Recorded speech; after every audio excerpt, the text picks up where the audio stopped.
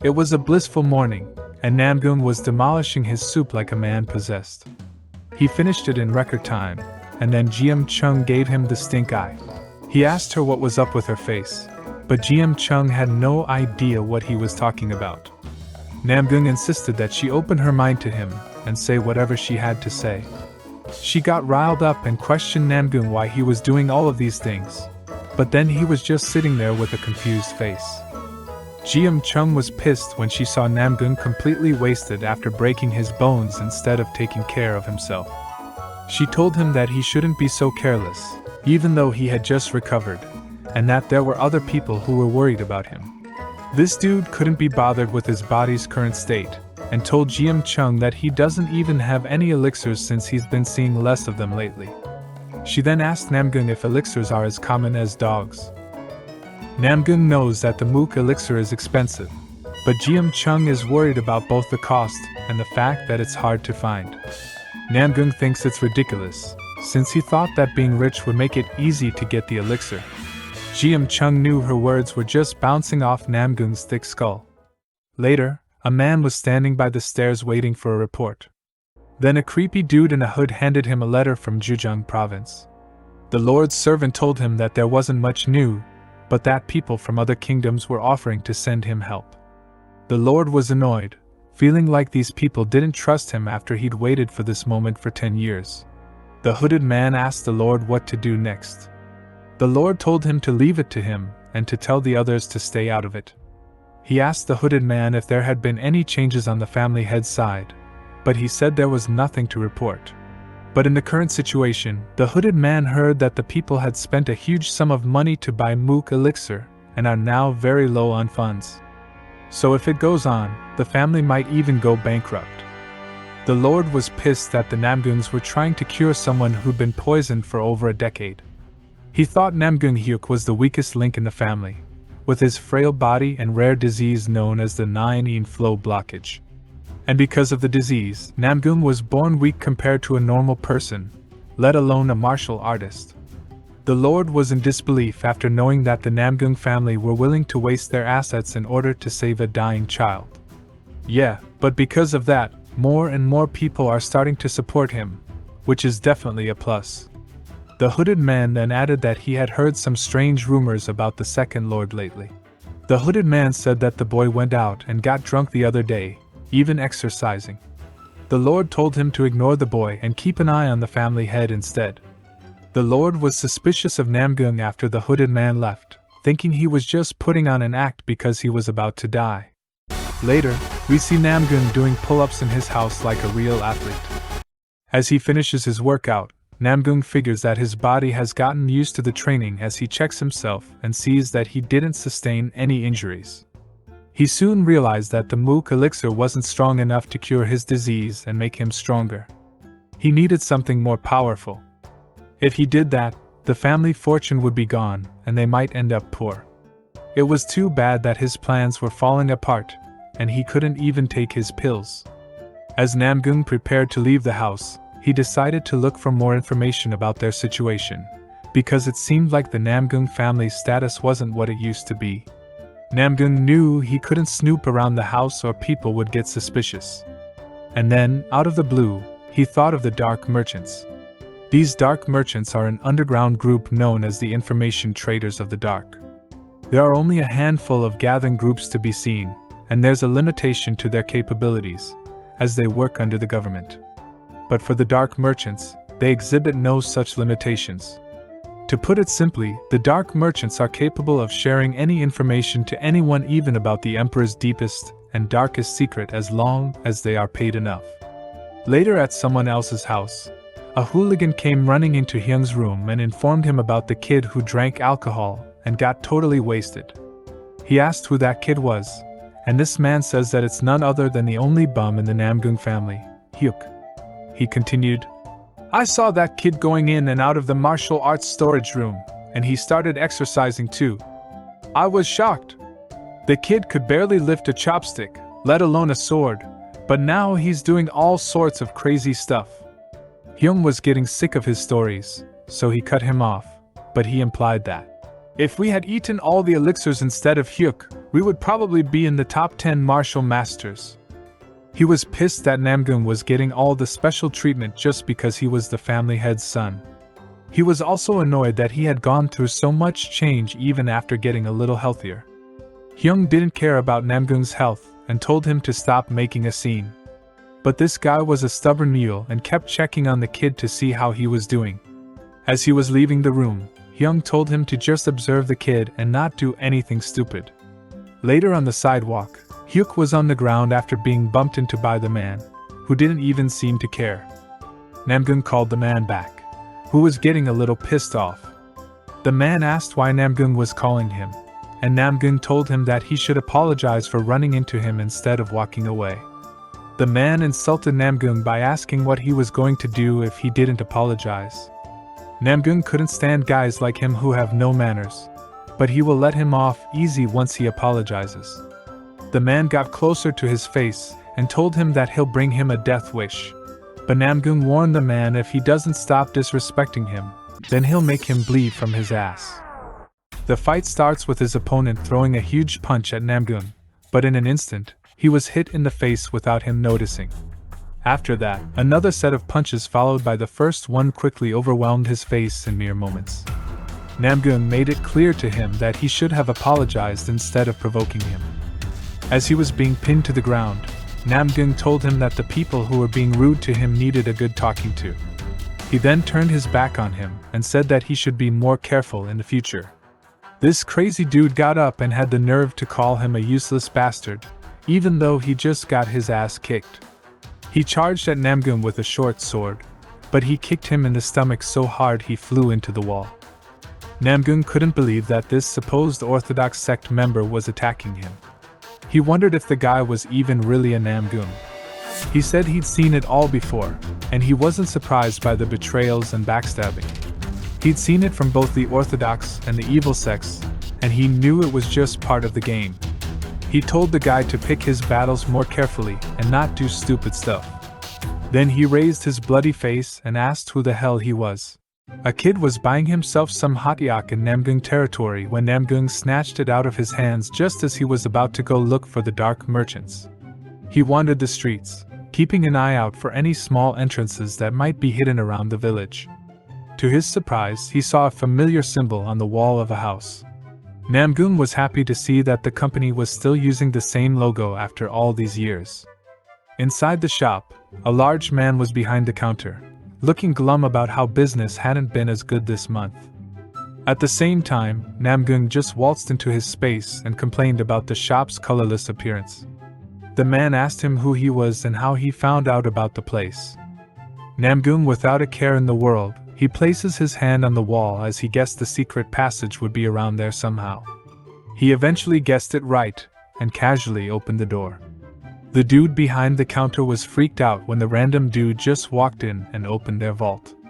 He was so confused, but Namgoong was a real gentleman about it, and invited him to discuss things in the secret room. The man slowly reached for his blade and told the guest to back away from the passage. "We don't just let anyone in here," he said.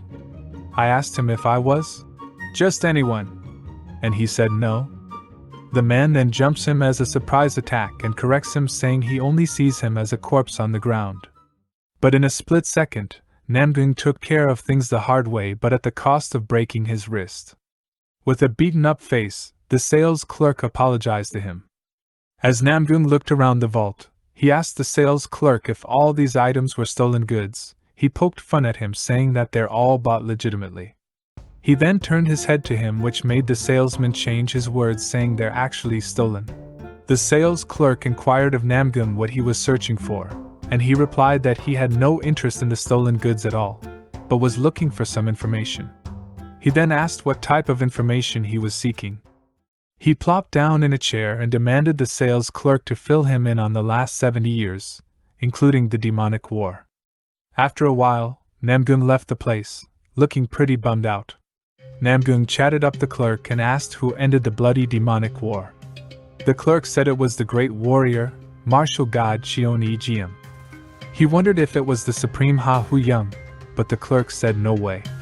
Then he told a story about the bloody demonic war, when the great warrior Cheoni fought fiercely to protect Jianghu from the demonic faction. The Orthodox sects won the battle after a month-long fight, all thanks to the great warrior Cheoni. But Namgoong corrected him, saying the battle had only lasted a week. The sales clerk continued. Even though the demonic factions were defeated, their leader was a total monster. He was able to hold his own against the Spear King and the Fist King, who are just as powerful as the martial god, one of the 10 great unarmed martial masters. Namgoong didn't believe that for a second. Those 2 kings were the ones who stabbed him in the back. He then wondered what the name of the demonic faction leader was.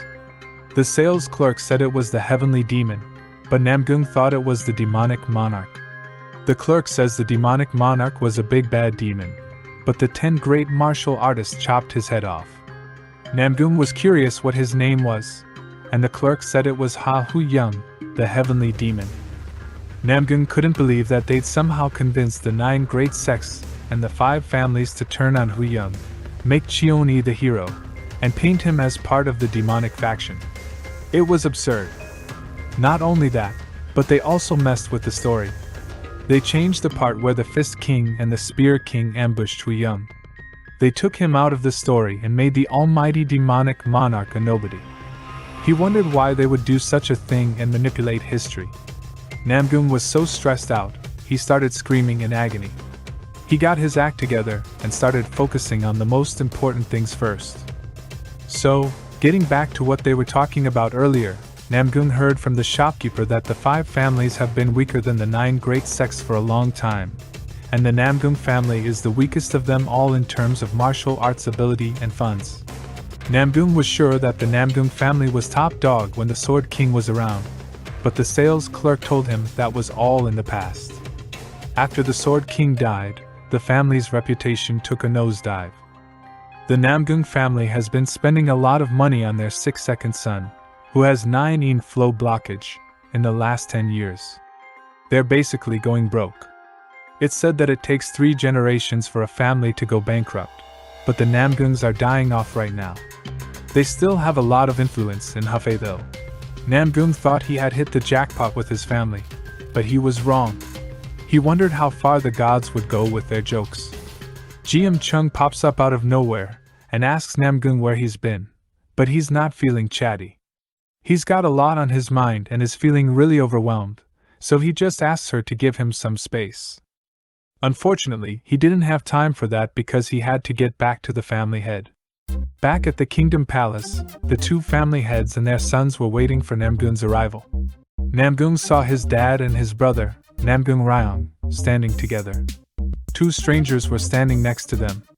His dad waved him over and said he had a question for him. Namgoong's dad was about to ask his question when Sword Tiger's dad stepped in front of him and demanded to know if he'd beaten up So.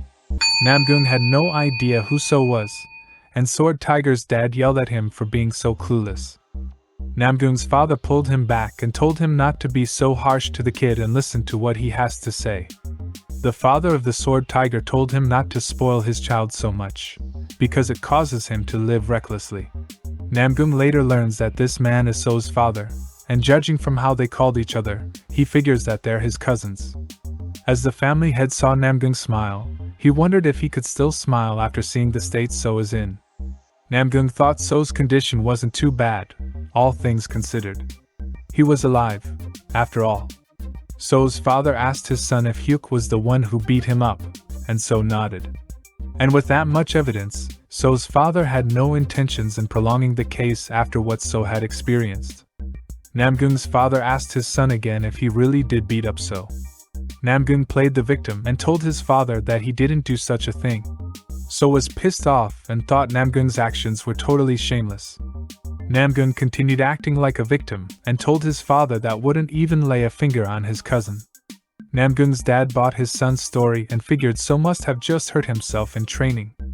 So's father wasn't having it as he thinks that the Namgoong family head is accusing So of lying.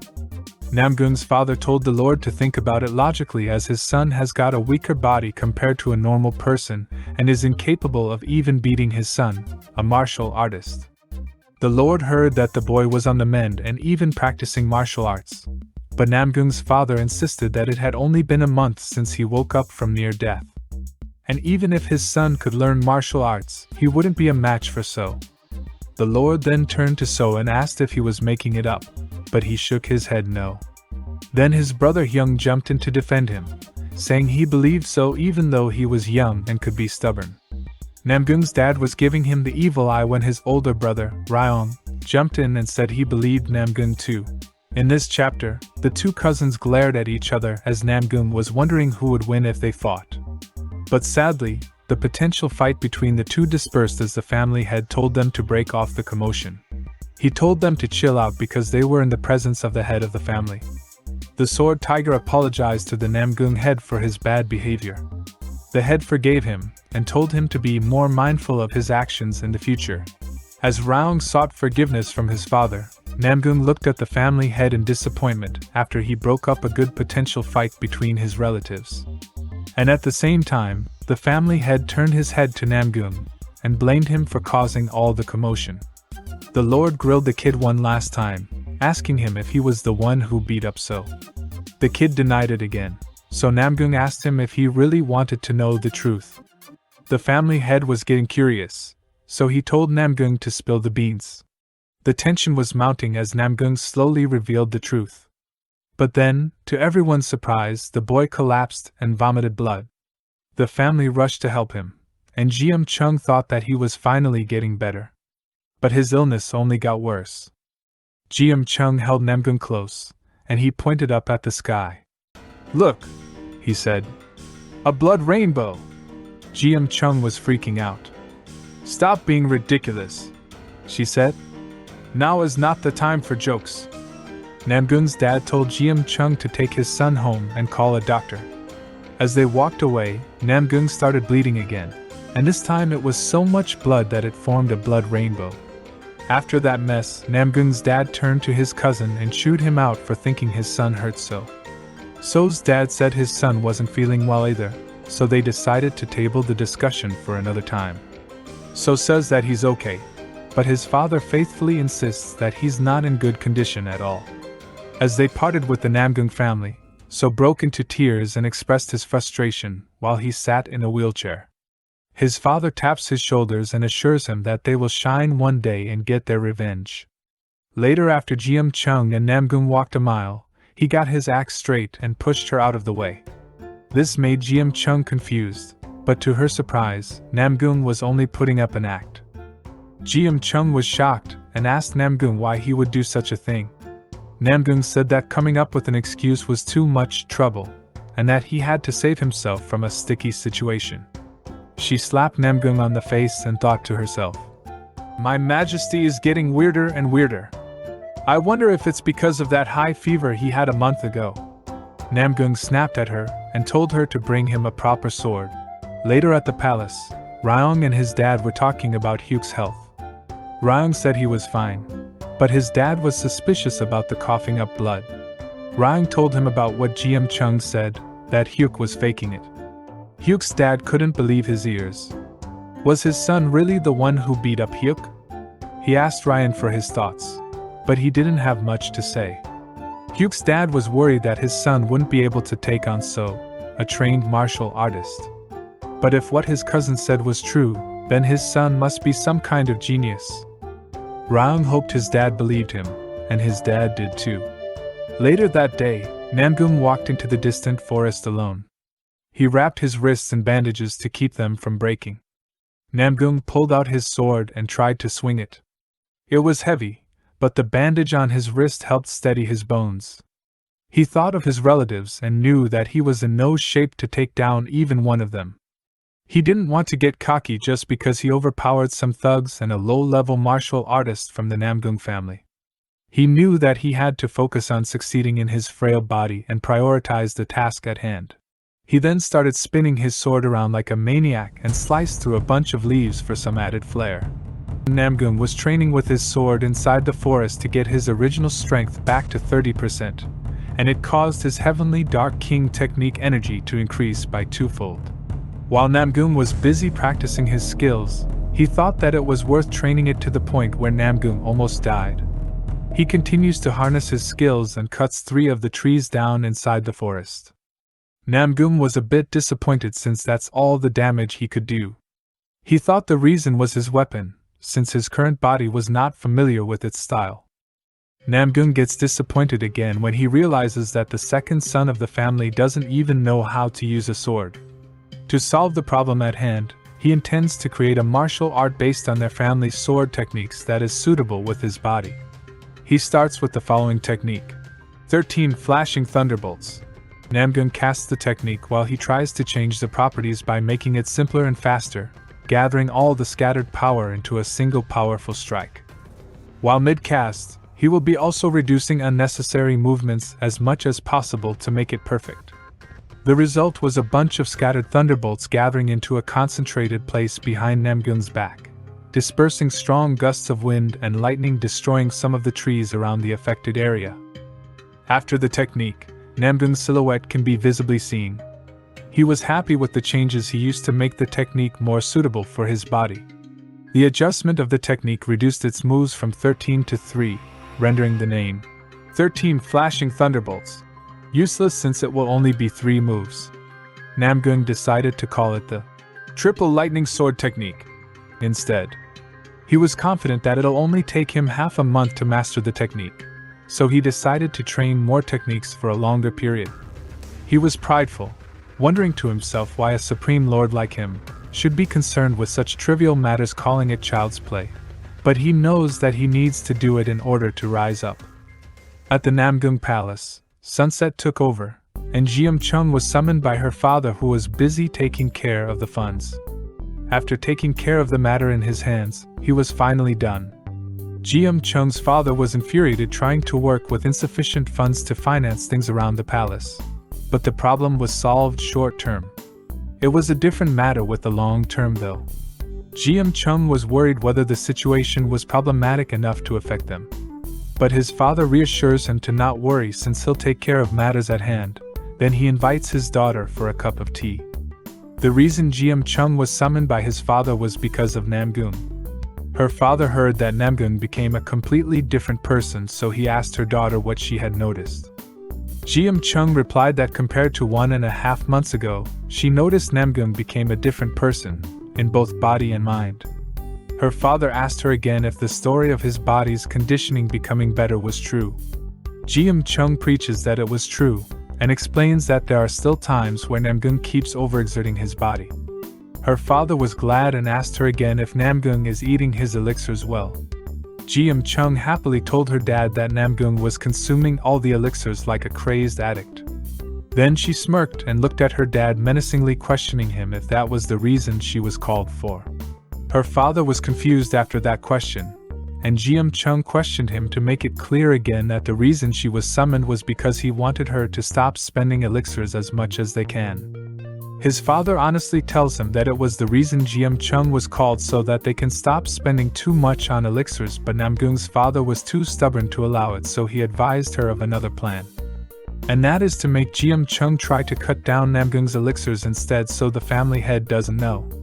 Jeom Chung wants to try it, but she's unsure if it will work or not, and her father insisted on the plan, since it is their role within the clan to help the Namgoong family achieve financial stability. Jeom Chung keeps that in mind and walks out of the room, but is suddenly interrupted by her father asking if things are hard for her. She assures her father by telling him that even if it's a difficult situation, there's nothing that she can't handle, and then she leaves the room. Inside Namgoong's room, he is seen wrapping bandages on his hands since he practiced the Triple Lightning Sword Technique, but his body can't handle it for a prolonged time. After bandaging his hand, he shouts at Keum Sang to ask for the elixirs, but no response was heard. Namgoong goes outside his room and checks for Keum Sang, but he is nowhere to be found. He wants to eat 2 elixirs at a time since he can't help but eat a lot of them after training. Namgoong was mad that his family couldn't even afford 1 elixir, but he was responsible since he was the one squandering his family's wealth. Namgoong tried to go up to practice in another place, but he couldn't be bothered, so he decided to train in the front yard instead. He takes out his sword to practice, but the feeling he got was the sword felt glued to the ground. His body wasn't in good condition, so he decided to rest until Kiam Sang got a hold of the elixirs.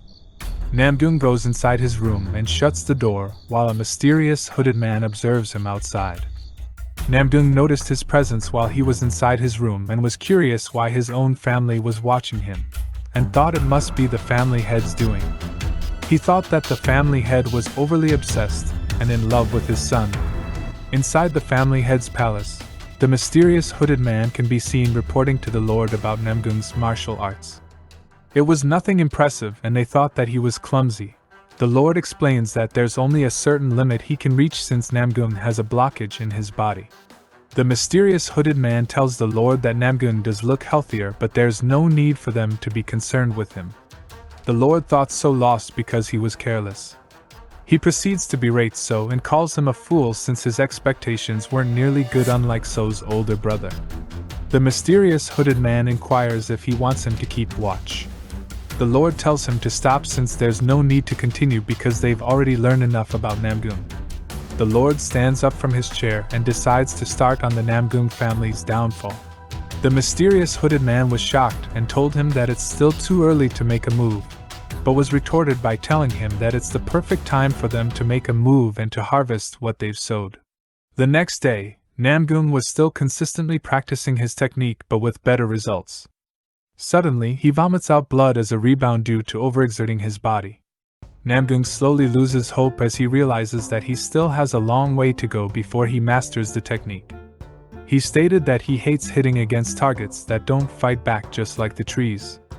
Namgoong casually lets out a crazy statement that he could only enjoy cutting a target if blood spurts out of it, or when it screams.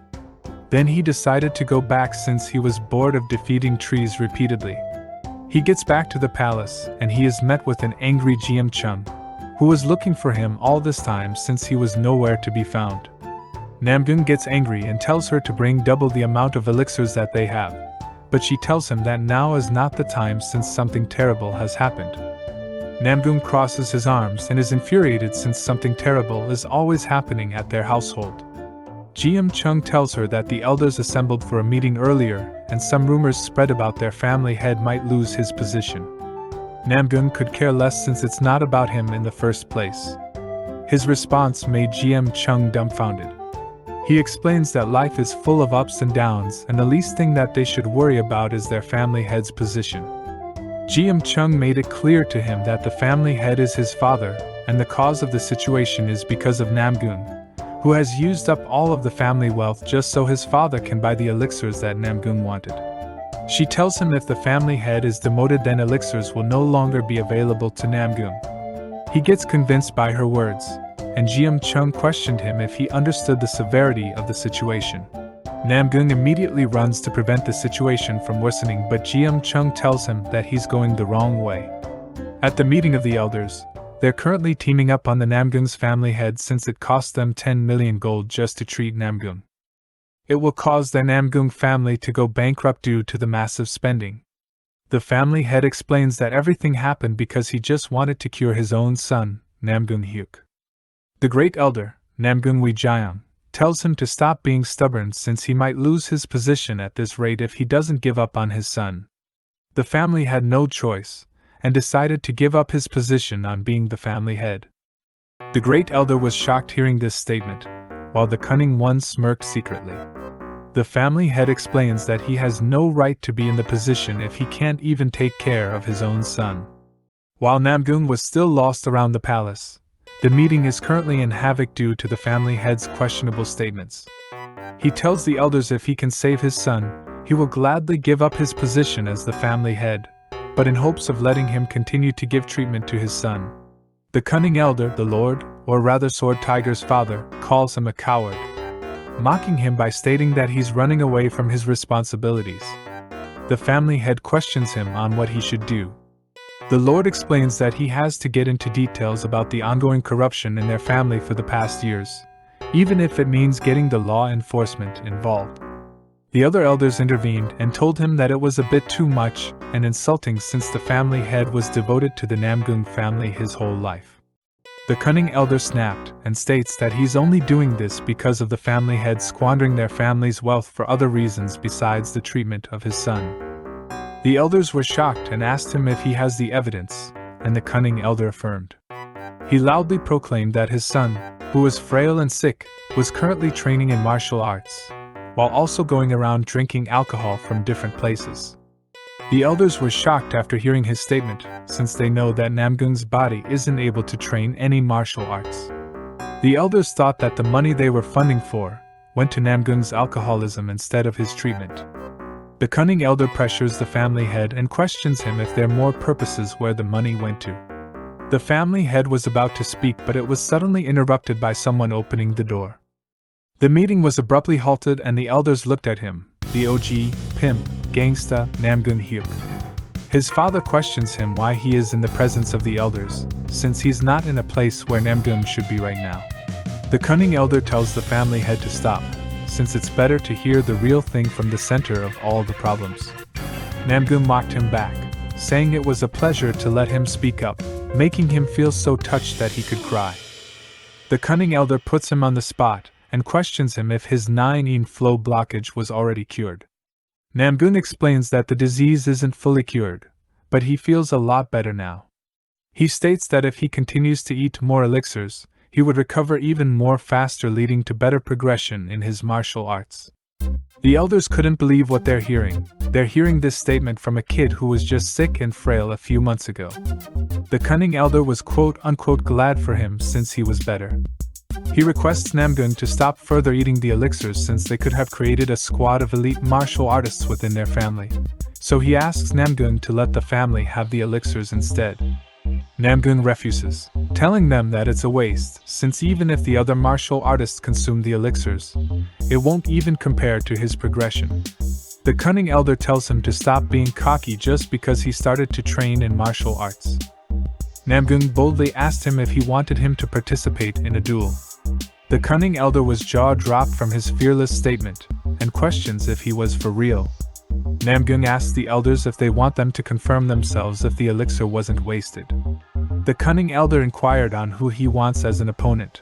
Namgoong fearlessly told the cunning elder that he wants to fight his son.